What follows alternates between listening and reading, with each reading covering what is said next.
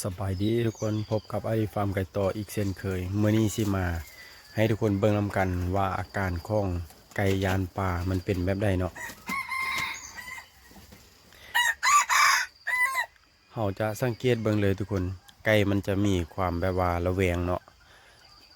มันจะแบบว่าเลี้ยวเบิ่งทางนั้นทางนี้แล้วก็ลึกลักนะทุกคนสังเกตเบิ่งง่ายๆเลยเนาะแน่นบ่ตอนนี้จังหวะนี้นะปกติแล้วไก่ตัวนี้มันจะตีปีกแห้งทุกคนมักดังแต่ว่าหลังจากที่มันเข้าป่าปุ๊บมันจะระแวงกันบ่มันจะเลี้ยวเบิงซ้ายเบิงขวาเบิงหน้าเบิงหลังตลอดเลยแล้วก็ที่สำคัญทุกคนเห็นบ่ไก่ที่จักการที่ตีปีกดังๆเนาะ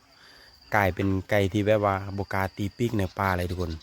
เพราะว่าอันนี้จะเป็นครั้งแรกของเพิ่นเนาะเป็นครั้งแรกของการเข้าป่าในปีนี้แล้วหลังจากที่มัน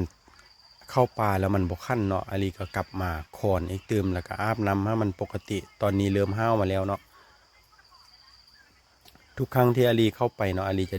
ดิดนิ้วใส่มันแล้วก็พิ้วใส่มันตอนนี้มันเริ่มกงใส่อาลีละเอามาเบิ่งคลิปหน้าเอามาเบิ่งอีกตื่มอ่า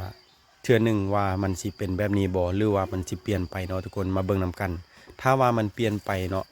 แล้วอาลีจะมาถ่ายคลิปให้ทุกคนได้เบิ่งอีกตื่มเทื่อหนึ่งตอนนี้เวลาก็ผ่านไป2 นาทีแล้วแต่ไก่ก็ยังบ่คั่นเนาะเพราะฉะนั้นแล้วอาลีจะตั้งไว้อีกตื่มประมาณ3 นาทีถ้าว่าไก่บ่คั่นหรือว่าคั่นแต่ยกเดียวหรือว่า3-4 บาทอาลีก็สิกลับเลยพี่น้อง